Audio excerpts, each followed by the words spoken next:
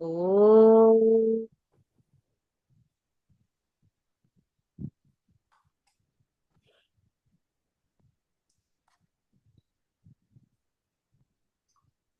ఓం.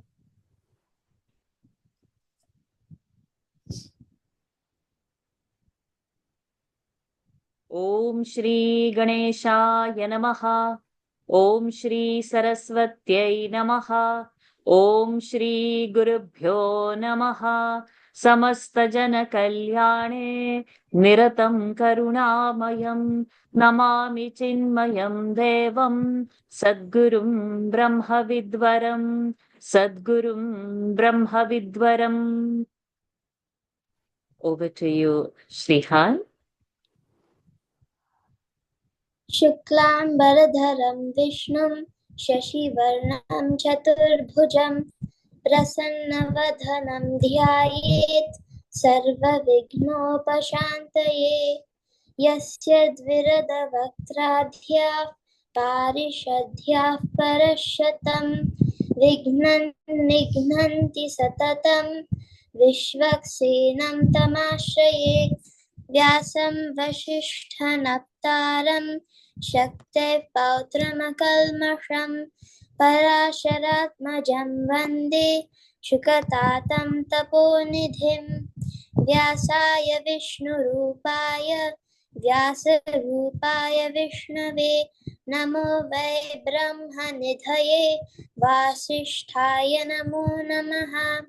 अविकाराय शुद्धाय नित्याय परमात्मने सदैकरूपरूपाय विष्णवे सर्वजिष्णवे यस्य स्मरणमात्रेण जन्म संसारबन्धनात् विमुच्यते। नमस्तस्मै विष्णवे प्रभविष्णवे। श्रीवैशम्पायन उवाच श्रुत्वा धर्मान्नशेषेण पावनानि च सर्वशः युधिष्ठिरशान्तनवं पुनरेवाभ्यभाषत। युधिष्ठिर उवाच किमेकं दैवतं लोके किं वाप्येकं परायणं स्तुवन्तः कं कमर्चन्तः प्राप्नुयुर्माणवाः शुभम्। को धर्म सर्वधर्माणां भवतः परमो मतः पन्नुच्यते जन्तुर्जन्म संसारबन्धनात्। श्रीभीष्म उवाच जगत्प्रभुं देवदेव मनन्तं पुरुषोत्तमं स्तुवन्नाम सहस्रेण पुरुषः सततो स्थितः। तमेव चाचयन् नित्यं भक्त्या पुरुषमव्ययं ध्यायन् स्तुवन्नमस्यंश्च यजमानस्तमेव च। अनादिनिधनं विष्णुं सर्वलोकमहेश्वरं लोकाध्यक्षं स्तुवन्नित्यं सर्वदुःखातिगो भवेत्। ब्रह्मण्यं सर्वधर्मज्ञं लोकानां कीर्तिवर्धनं लोकनाथं महद्भूतं सर्वभूतभवोद्भवम्। एष मे सर्वधर्माणां धर्मोऽधिकतमो मतः यद्भक्त्या पुण्डरीकाक्षं स्तवैरर्चेन्नरः सदा। परमं यो महत्तेजः परमं यो महत्तपः परमं यो महद्ब्रह्म परमं यः परायणं पवित्राणां पवित्रं यो मङ्गलानां च मङ्गलं दैवतं देवतानांश्च भूतानां यो व्ययः पिता यतः सर्वाणि भूतानि भवत्यादियुगागमे यस्मिंश्च प्रलयं यान्ति पुनरेव युगक्षये तस्य लोकप्रधानस्य जगन्नाथस्य भूपते विष्णोर्नाम सहस्रं मे शृणु पापभयापहम्। यानि नामानि गौणानि विख्यातानि महात्मनः ऋषिभिः परिगीतानि तानि वक्ष्यामि भूतये। ऋषिर्नाम्नां सहस्रस्य वेदव्यासो महामुनिः छन्दोनुष्टुप् तथा देवो भगवान् देवकीसुतः अमृतांशुद्भवो बीजं शक्तिर्देवकीनन्दनः त्रिसामा हृदयं तस्य शान्त्यर्थे विनियुज्यते विष्णुं जिष्णुं महाविष्णुं प्रभविष्णुं महेश्वरम् अनेकरूपदैत्यान्तं नमामि पुरुषोत्तमम्। अस्य श्री विष्णुर्दिव्यसहस्रनाम स्तोत्र महामन्त्रस्य श्री वेदव्यासो भगवान् ऋषिः अनुष्टुप् छन्दः श्री महाविष्णुः परमात्मा श्रीमन्नारायणो देवता अमृतांशुद्भवो भानुरिति बीजं देवकी नन्दनश्रेष्ठेति शक्तिः उद्भवः क्षोभनो देव इति परमो मन्त्रः शङ्खभृन्नन्दकी चक्रीति कीलकम् शाङ्गधन्वा गदाधर इत्यस्त्रम् रथाङ्गपाणिरक्षोभ्य इति नेत्रम् त्रिसामा सामगस्सामीति कवचम् आनन्दं परब्रह्मेति योनिः ऋतुसुदर्शनः काल इति दिग्बन्धः श्री विश्वरूप इति ध्यानम् श्री महाविष्णुः प्रीत्यर्थे सहस्रनाम जपे विनियोगः ध्यानम् क्षीरोदन्वत् प्रदेशे शुचिमणि विलसत् सैकते मौक्तिकानां माला क्लृप्तासनस्थः स्फटिकमणिनिभैर् मौक्तिकैर्मण्डिताङ्गः निभैर्मौक्तिकैर्मण्डिताङ्गः शुभ्रैरभ्रैरदभ्रैरुपरि विरचितैर्मुक्तिपीयूषवर्षैः आनन्दीनः पुनीयादरिनलिनगदा शङ्खपाणिर्मुकुन्दरः मुकुन्दः भुवः पादौ यस्य नाभिर्वियदसुरनिलश्चन्द्रसूर्यौ च नेत्रे कर्णावासा शिरद्यौर्मुखमपि दहनो यस्य वास्तेयमब्धिः अन्तस्थं यस्य विश्वं सुरनरखगो भोगी गन्धर्वदैत्यैः चित्रं रम्यते तं त्रिभुवनवपुषं विष्णुमीशं नमामि। ॐ नमो भगवते वासुदेवाय। शान्ताकारं भुजगशयनं पद्मनाभं सुरेशं विश्वाधारं गगनसदृशं मेघवर्णं शुभांगं लक्ष्मीकान्तं कमलनयनं योगिहृद्ध्यानगम्यं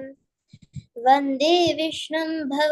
भवभयहरं सर्वलोकैकनाथं मेघश्यामं पीतकौशेयवासं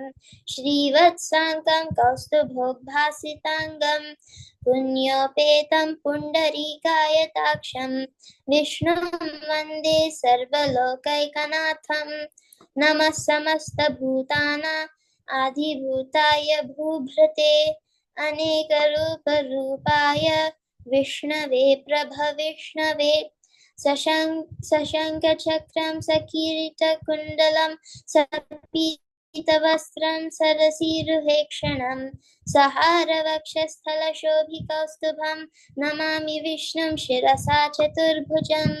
छायायां पारिजातस्य हेमसिंहासनोपरि आसीनमम्बुदश्यामम् आयताक्षमलङ्कृतं चन्द्राननं चतुर्बाहुं श्रीवत्साङ्कितवक्षसं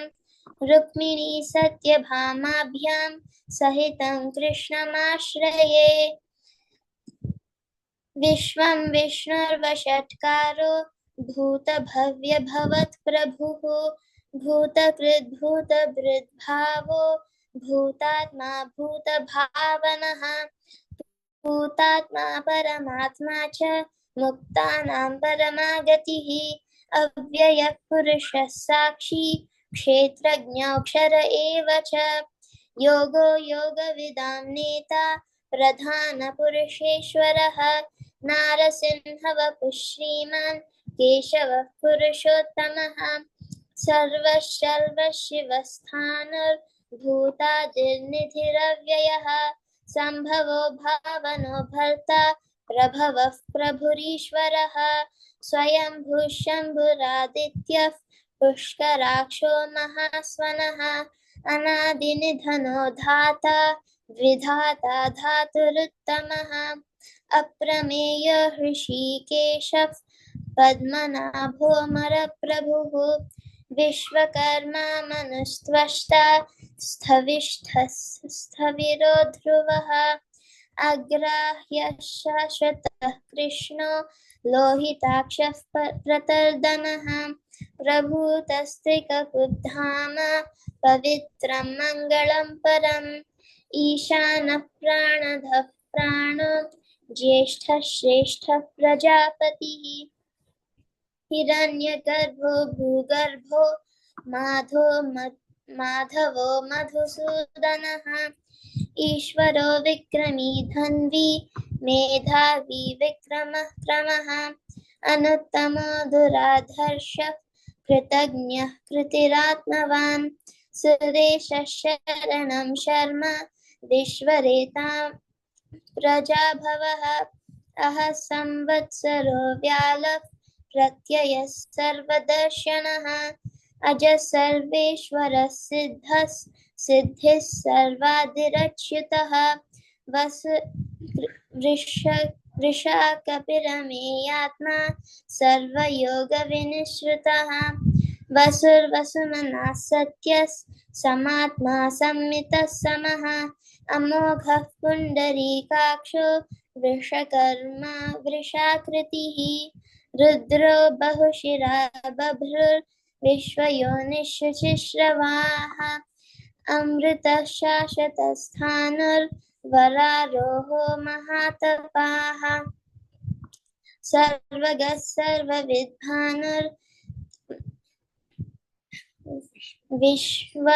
विश्वक्सेनो जनार्दनः वेदो वेदविदव्यङ्गो वेदांगो वेदवित् कविः लोकाध्यक्षः सुराध्यक्षो धर्माध्यक्षः कृताकृतः चतुरात्मा चतुर्दंष्ट्रश्चतुर्भुजः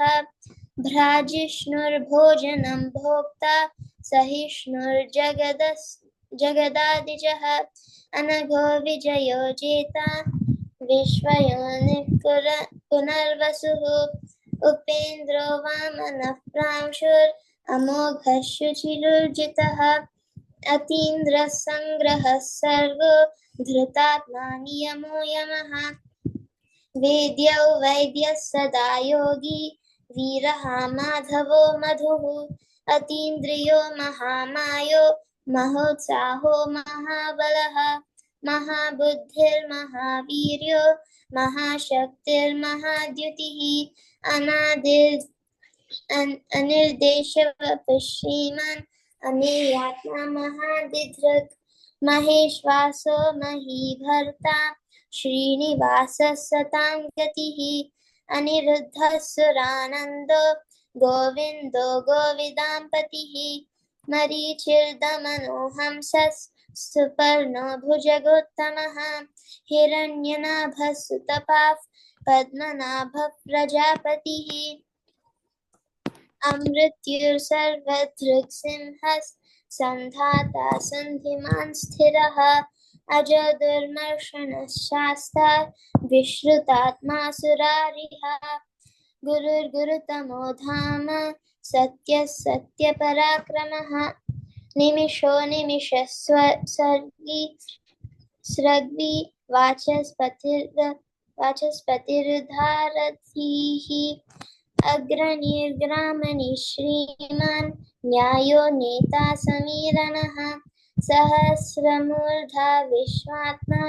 सहस्राक्षः सहस्रपात् आवर्तनो निवृत्तात्मा संवृतः सम्प्रमर्दनः अह संवर्तको वह्नि रணிलो धरणीधरः सुप्रसादः प्रसन्नात्मा विश्वधृग् विश्वभुग् विभुः सत्कर्ता सत्कृतः साधुर्जह्नुर्नारायणो नरः असंख्येयो प्रमेयात्मा विशिष्टः शिष्टकृच्छुचिः सिद्धार्थः सिद्धसङ्कल्पः सिद्धिदः सिद्धिसाधनः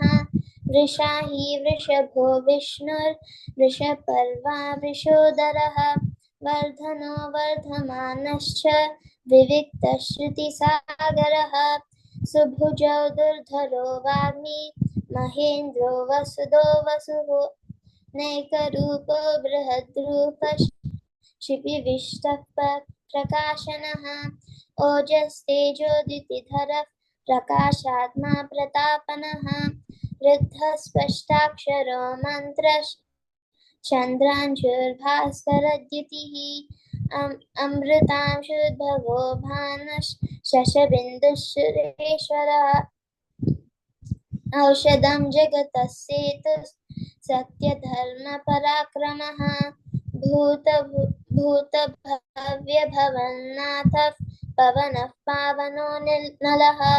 कामः कामकृत्कान्तः कामः कामप्रदः प्रभुः युगादिकृद्युगावर्तो नैकमायो महाशनः अदृश्यो व्यक्तरूपश्च सहस्रजिदनन्तजित् इष्टो विशिष्टः शिष्टेष्टः शिखण्डी नहुषो वृषः क्रोधः क्रोधकृत्कर्ता विश्वबाहुर्महीधरः अच्युतः प्रतितः प्राणः प्राणदो वासवानुजः अपां निधिरधिष्ठानः अप्रमत्तः प्रतिष्ठितः स्कन्दः स्कन्दधरो धुर्यो वरदो वायुवाहनः वासुदेवो बृहद्भानुर् आदिदेवः पुरन्दरः अशोकस्तारणस्तारः शूरः शौरिर्जनेश्वरः अनुकूलशतावर्तः पद्मी पद्मनिभीक्षणः पद्मनाभोरविन्दाक्षः पद्मगर्भः शरीरभृत् महद्धिर्वृद्धो वृद्धात्मा महाक्षो गरुडध्वजः अतुलशरभो भीमः समयज्ञो हविर्हरिः सर्वलक्षणलक्षण्यो लक्ष्मीवान् समितिञ्जयः विक्षरो रोहितो मार्गो हेतुर्दामोदरः सहः महीधरो महाभागो वेगवानमिताशनः उद्भवक्षोभनो देवः श्रीगर्भः परमेश्वरः करणं कारणं कर्ता विकर्ता गहनो गुहः व्यवसायो व्यवस्थानः संस्थानस्थानदो ध्रुवः परर्धिः परमस्पष्टः तुष्टः पुष्टः शुभेक्षणः रामो विरामो विरतो मार्गो नेयो नयोनयः वीरशक्तिमतां श्रेष्ठो धर्मो धर्मविदुत्तमः वैकुण्ठः पुरुषः प्राणः प्राणदः प्रवणः पृथुः हिरण्यगर्भः शत्रुघ्नो व्याप्तो वायुरधोक्षजः ऋतुः सुदर्शनः कालः परमेष्ठी परिग्रहः उग्रः संवत्सरो दक्षो विश्रामो विश्वदक्षिणः विस्तारस्थावरस्थानः प्रमाणं बीजमव्ययम् अर्थोऽनर्थो महाकोशो महाभोगो महाधनः अनिर्विण्णस्थविष्ठो भूर्धर्मयूपो महामखः नक्षत्रनेमिर्नक्षत्री क्षमः क्षामः समीहनः यज्ञ इज्यो महेज्यश्च क्रतुः सत्रं सतां गतिः सर्वदर्शी विमुक्तात्मा सर्वज्ञो ज्ञानमुत्तमम् सुव्रतः सुमुखः सूक्ष्म सुघोषः सुखदः सुहृत् मनोहरो जितक्रोधो वीरबाहुर्विदारणः स्वापनस्ववशो व्यापी नैकात्मानैककर्मकृत् वत्सलो वत्सलो वत्सी रत्नगर्भो धनेश्वरः धर्मकृद्धर्मी सदसक्षरमक्षरम् अविज्ञाता सहस्रांशुर्विधाता कृतलक्षणः गभस्तिनेमिः सत्त्वस्थः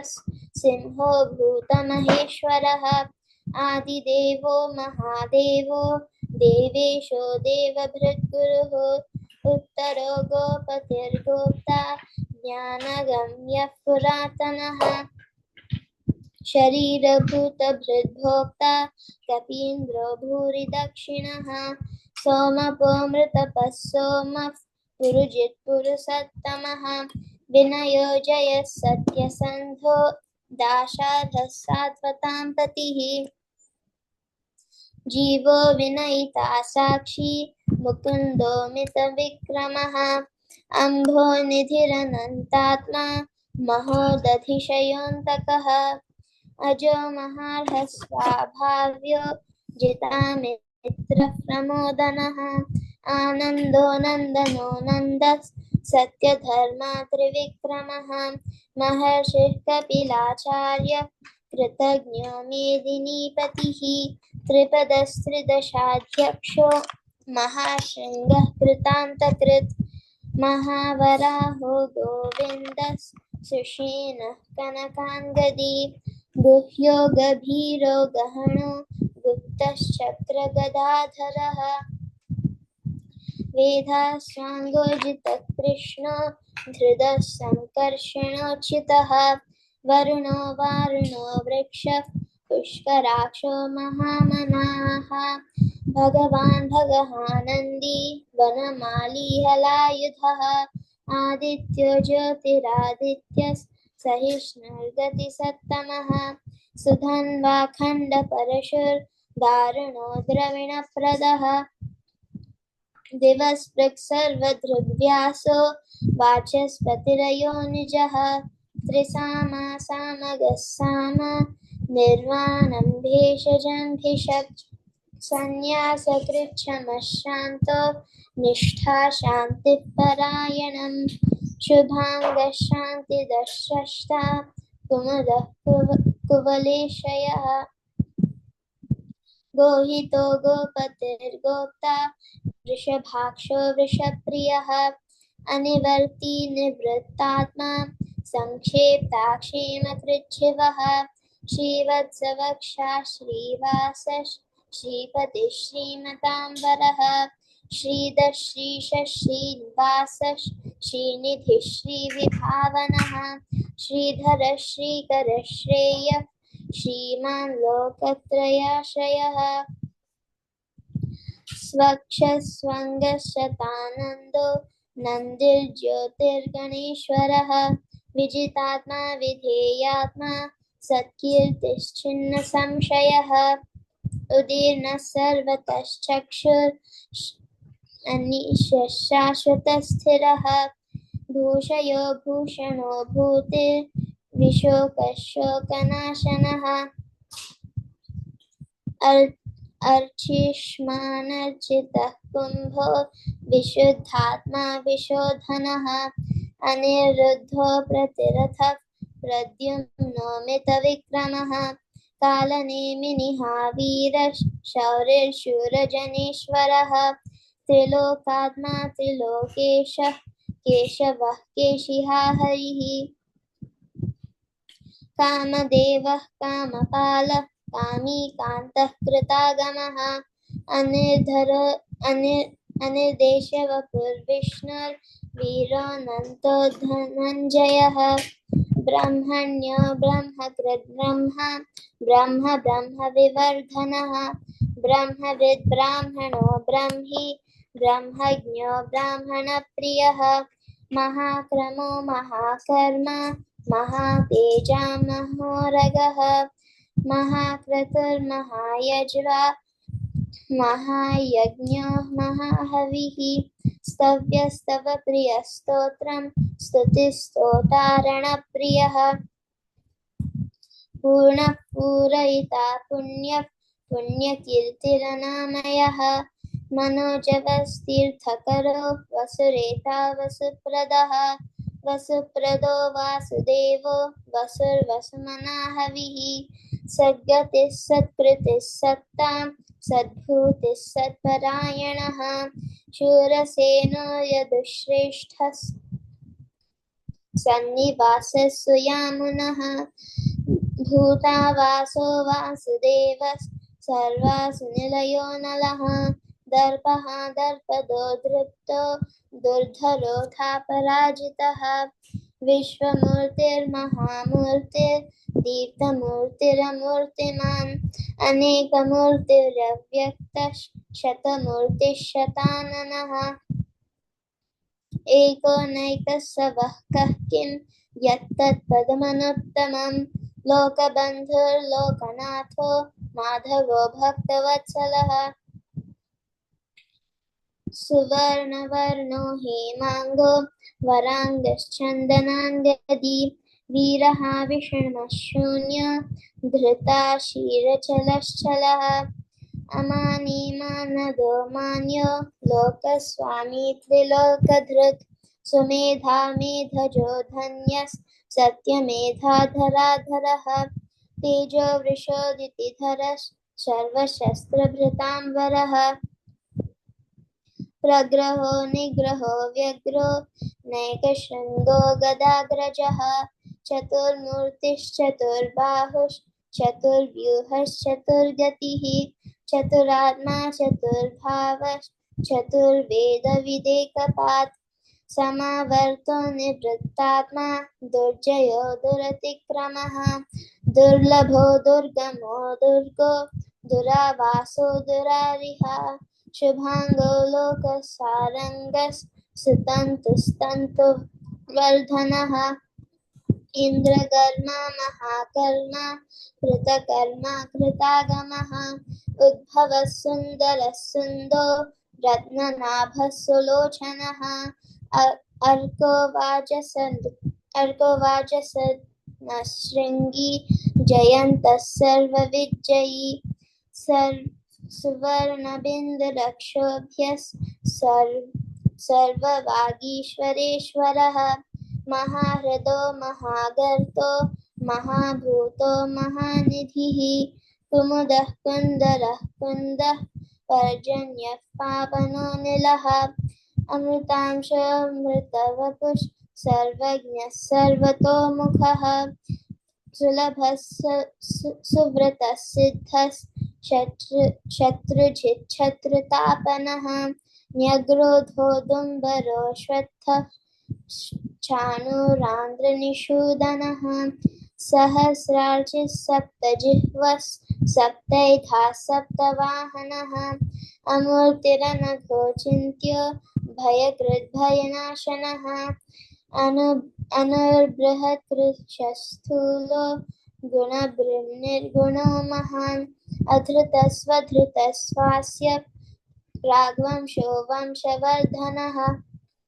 भारभृत्कथितो योगी योगीशः सर्वकामदः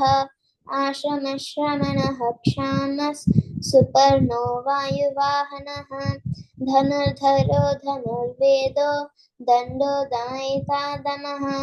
अपराजितः सर्वसहो नियन्ता नियमो यमः सत्त्ववान् सात्विकः सत्यः सत्यधर्मपरायणः अभिप्रायः प्रियार्होर्हः प्रियकृत् प्रीतिवर्धनः विहाय सगतिर्ज्योतिः सुरुचिर्हुत भुग्विभुः रविर्विरोचनः सूर्यः सविता रविलोचनः अनन्तो हुतभृग्भोक्ता सुखदो नैकजोऽग्रजः अनिर्विण्णः सदामर्षि लोकाधिष्ठानमद्भृतः सनातनतमः कपिलः कपिरव्ययः स्वस्तिदः स्वस्ति स्वस्ति भुक् स्वस्ति दक्षिणः अरद्रः कुण्डली चक्री विक्रम्योर्जितशासनः शब्दातिगः शब्दसः शिशिरः सर्वरीकरः अक्रूरः पेशलो दक्षो दक्षिणः क्षमिणाम्बरः विद्वत्तमो वीतभयः पुण्यश्रवणकीर्तनः उत्तारणो दुष्कृतिः पुण्यो दुःस्वप्ननाशनः वीरः रक्षणः सन्तो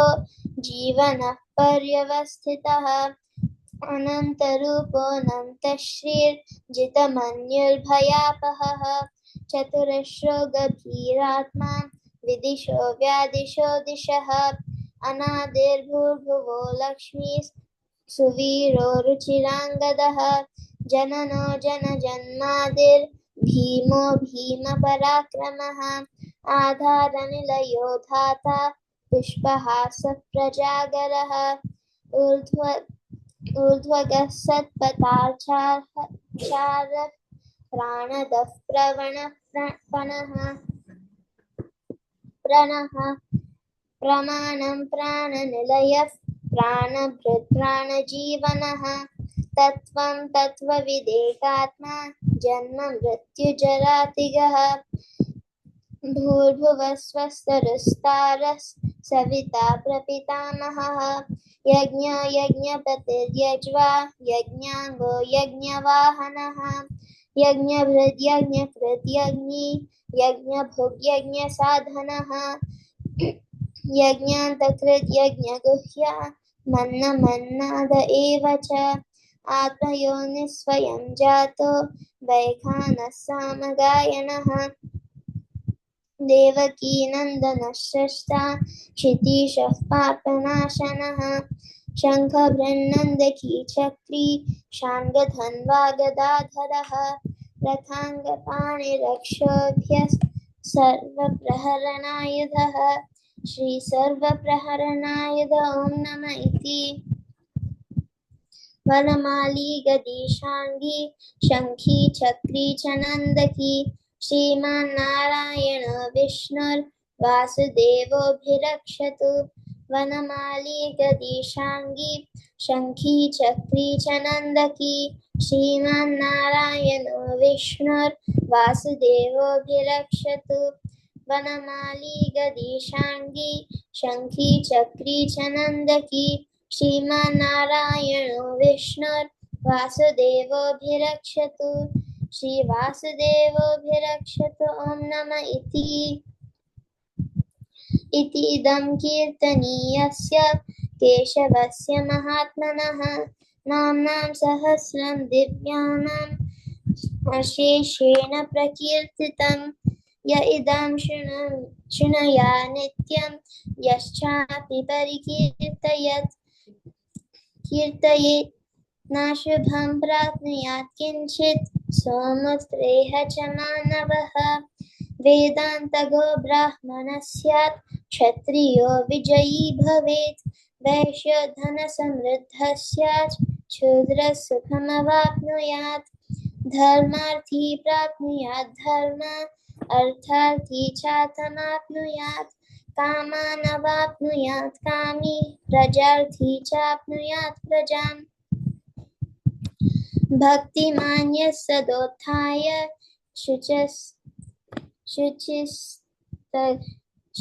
शुचिस्तद्गतमानसः सहस्रं वासुदेवस्य नाम्नामेतत् प्रकीर्तयेत्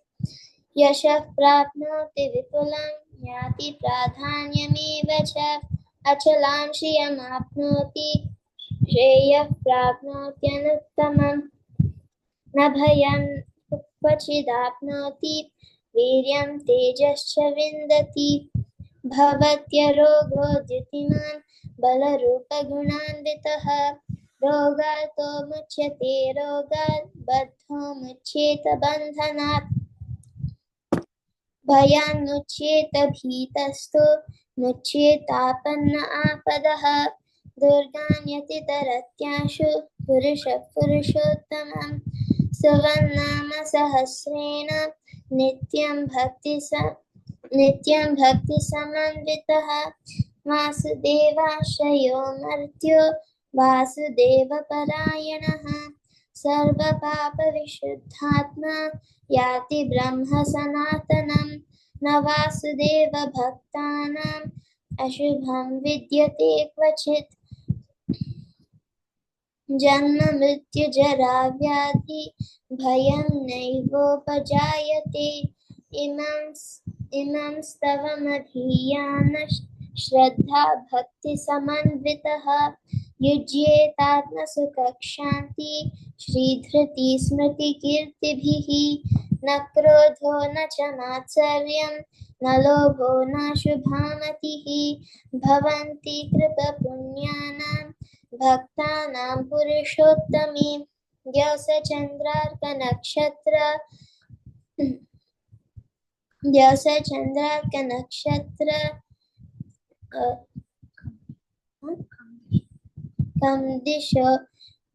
खं दिशो भूर्महो दधिः वासुदेवस्य वीर्येण विधृतानि महात्मनः ससुरासुरगन्धर्वं सयक्षोरगराक्षसं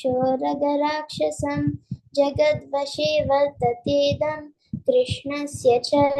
सचराचरम् इन्द्रियाणि मनोबुद्धिस्सत्त्वं तेजो बलं धृतिः वासुदेवात्मकान्याहुः क्षेत्रं क्षेत्रज्ञ एव च सर्वागमानामाचार प्रथमं परिकल्पते आचार प्रभवो धर्मस्य प्रभुरच्युतः ऋषयः पितरो देवा महाभूतानि धातवः जङ्गमं छेदं जगन्नारायणोद्भवम् योगो ज्ञानं तथा साङ्ख्यं विद्या शिल्पादिकर्म च वेदाशास्त्राणि विज्ञानमेतत् सर्वं जनार्दनात् एको विष्णुर्महद्भूतं पृथग्भूतान्यनेकशः त्रीन् लोकान् व्याप्य भूतात्मा भुङ्क्ते विश्वभुगव्ययः इमं स्तवं भगवतो विष्णुर्व्यासेन कीर्तितं पठेद्य इच्छेत् पुरुषः श्रेयःप्राप्तं सुखानि च विश्वेश्वरमजं देवं जगतः प्रभुमव्ययं भजन्ति ये पुष्कराक्षं न ते यान्ति पराभवम् ॐ नमः इति अर्जुन उवाच पद्मपत्रविशालाक्ष पद्मनाभसुरोत्तम भक्तानामनुरक्तानां त्राता भवजनार्दन श्रीभगवानुवाच यो मां नाम सहस्रेण स्तोतुमिच्छति पाण्डव सोऽहमेकेन श्लोकेन स्तुत एव न संशयः ॐ नमः इति व्यास उवाच वासनाद् वासुदेवस्य वासितं भुवनत्रयं सर्वभूतनिवासोऽसि वासुदेव नमोऽस्तु ते श्रीवासुदेव नमोऽस्तु ॐ नमः इति पार्वत्युवाच केनोपायेन लघुना विष्णोर्नाम सहस्रकं पठ्यते पण्डितैर्नित्यं श्रोतुमिच्छाम्यहं प्रभो ईश्वर उवाच श्रीराम राम रामेति रमे रामे मनोरमे सहस्रनाम तत्तुल्यं राम नाम वरानने श्रीराम राम रामेति रमे रामे मनोरमे सहस्रनाम तत्तुल्यं राम नाम वरानने श्रीराम राम रामेति रमे रामे मनोरमे सहस्रनाम तत्तुल्यं राम नाम वरानने श्रीराम नाम वरानन ॐ नम इति ब्रह्मोवाच नमोऽस्तु अन्ताय सहस्रमूर्तये सहस्रपादाक्षि शिरोरुबाहवे सहस्रनाम्ने पुरुषाय शाश्वते सहस्रकोटियुगधारिणे नमः श्रीसहस्रकोटियुगधारिणे ॐ नम इति सञ्जय उवाच यत्र योगेश्वरः कृष्णो यत्र पार्थो धनुर्धरः तत्र श्रीर्विजयो भूतिर्ध्रुवा नीतिर्मतिर्मम श्रीभगवानुवाच अनन्याश्चिन्तयन्तो मां ये जनाः पर्युपासते तेषां नित्याभियुक्तानां योगक्षेमं वहाम्यहम् परित्राणाय साधूनां विनाशाय च दुष्कृतां धर्मसंस्थापनार्थाय सम्भवामि युगे युगे आर्ताविषन्नाशिशिलाश्च भीताः घोरेषु च व्याधिषु वर्तमानाः सङ्कीर्त्य नारायण शब्दमात्रं विमुक्तदुःखा सुखिनो भवन्तु कायेन वाचा मनसेन्द्रियैर्वा बुद्ध्यात्मना वा प्रकृते स्वभावात् करोमि यद्यत् सकलं परस्मै नारायणायेति समर्पयामि यदक्षरपदभ्रष्टं मात्राहीनं तु यद्भवेत् तत्सर्वं क्षम्यतादेव नारायण नमोऽस्तु ते विसर्गबिन्दुमात्राणि पदपादाक्षराणि च न्यूनानि चातिरिक्तानि क्षमस्व पुरुषोत्तम सर्वं श्रीकृष्णार्पणमस्तु हरि ओम् पूर्णमदः पूर्णमिदं पूर्णात् पूर्णमुदच्यते पूर्णस्य पूर्णमादाय पूर्णमेवावशिष्यते ॐ शान्ति शान्ति शान्तिः हरिः ओम् श्रीगुरुभ्यो नमः हरिः ओम् श्रीकृष्णार्पणमस्तु Hari Om, my dearest child, what a Saturday you have given to us. Wow, I have not heard such a melodious chanting. It was so awesome, so divine, and I wish you would never stop. And I think I should take everybody else's turn and give it only to you. I think Vishnu Sahasranam is associated with Srihan only now. So awesome, beautiful. Thank you, Varshaji. Bless you abundantly, my dear child. Thank you, Varshaji. Hari Om, everyone. Thank you for joining and Hari soaking Om. this bliss of this dear child. I agree. Varshaji, we stopped recording.